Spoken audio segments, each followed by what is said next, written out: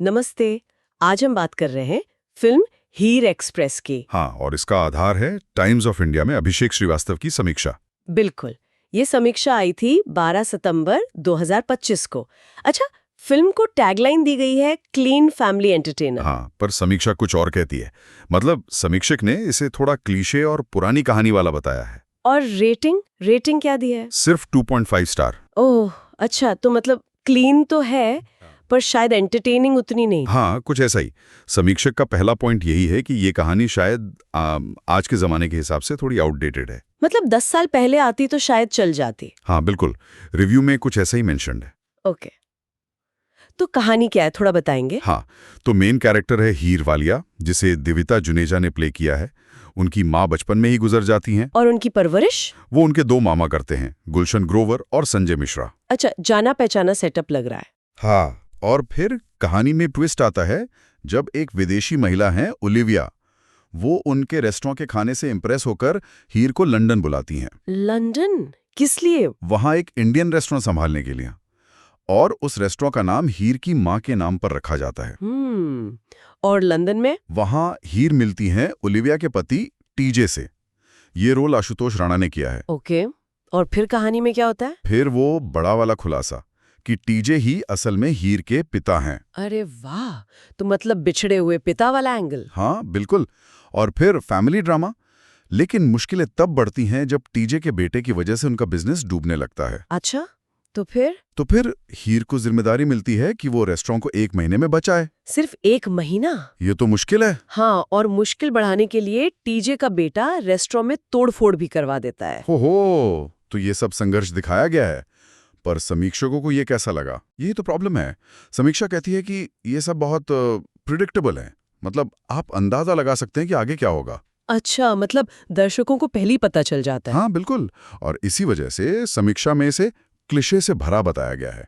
Cliché जैसे वो पंजाब के हरे भरे खेत, पंजाबी गाना आते ही ढोल बजना, बड़े दिल वाले रिश्तेदार, सालों से बिछड़ा परिवार। और देशभक्ति का थोड़ा तड़का। समझ गई। ये सब तो बहुत बार देखा है। एग्जैक्टली, इसीलिए स्क्रीन प्ले को भी सुस्त कहा गया है। कहानी बस चलती रहती है बिना किसी खास सरप्राइज के। और इमोशनल मोमेंट्स, उनका क्या? वो भी समीक्षक के अनुसार उतने असरदार नहीं है। लगता है जैसे बस कहानी पूरी करने के लिए डाल दिए गए हों। वो गहराई मिसिंग है। तो मतलब कोशिश तो है personal struggle, romance, family values दिखाने की। हाँ, कोशिश है, पर कोई भी पहलू बहुत गहराई से छू नहीं पाता। चलिए एक्टिंग की बात करते हैं।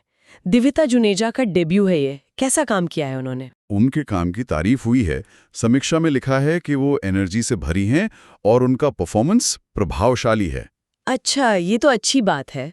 और प्रीत कमानी भी है शायद रोनी के रोल में। हाँ, प्रीत कमानी। उनका काम भी कॉन्फिडेंट बताया गया है, लेकिन उनके कैरेक्टर को स्क्रीन प्ले में ज्यादा स्पेस नहीं मिला।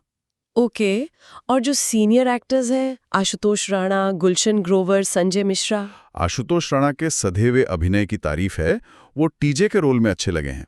और ग्रोवर और मिश्रा, उनसे तो कॉमेडी की उम्मीद रहती है। हाँ, पर यही थोड़ा निराशाजनक पॉइंट है। समीक्षा कहती है कि उनकी कॉमेडी और नोकझोंक फिल्म को मजेदार बनाने की जगह बोझिल बनाती है। ओह, ये तो सरप्राइजिंग है। इन दोनों की कॉमिक टाइमिंग तो अच्छी मानी जाती है। हाँ, पर इस फिल्म में शायद वो बात नहीं बन पाई। और डायरेक्टर उमेश शुक्ला, उन्होंने तो OMG, ओ माय गॉड और 102 नॉट आउट जैसी फिल्में बनाई हैं। हाँ बिल्कुल, इसीलिए समीक्षक ने लिखा है कि उनसे बेहतर की उम्मीद थी। और क्लाइमैक्स, उसके बारे में कुछ? क्लाइमैक्स को तो समीक्षा में बेतुका कहा गया है। बेतुका क्यों? बताया गया है कि रोनी का कैरेक्टर एक घुड़सवारी कंपटीशन के कमेंट्री बॉक्स से ओलिविया का एक लेटर पढ़ता है। क्या? कमेंट्री बॉक्स से घुड़सवारी के दौरान? हाँ, सुनने में ही अजीब लगता है, और समीक्षक को भी यह बहुत अटपटा लगा। ये तो वाकई में अजीब है। तो कुल मिलाकर समीक्षा का निचोड़ क्या निकलता है? निचोड़ यही है कि हीर एक्सप्रेस एक साफ सुथरी फिल्म बनाने की कोशिश तो करती है, लेकिन वो पुराने फॉर्मूलों और क्लीशे में ही फंसी रह जाती है। कहानी धीमी, प्रिडिक्टेबल और कुछ अच्छे एक्टर्स के बावजूद फिल्म इंप्रेस नहीं कर पाती। बिल्कुल, दिविता जुनेजा और आशुतोष राणा ठीक है, पर ओवरऑल पैकेज थोड़ा कमजोर है। कहानी, स्क्रीन प्ले और कुछ दिग्गज एक्टर्स का काम भी उम्मीद से कम है। और ये समीक्षा एक सवाल भी छोड़ जाती है ना? हाँ, कि पारिवारिक मनोरंजन के नाम पर कब तक दर्शक वही घिसी पिटी कहानियां देखते रहेंगे। सर की बात है। क्या इस जॉनरा को भी अब थोड़े नएपन की, थोड़े बदलाव की जरूरत नहीं है? सोचने वाली बात है।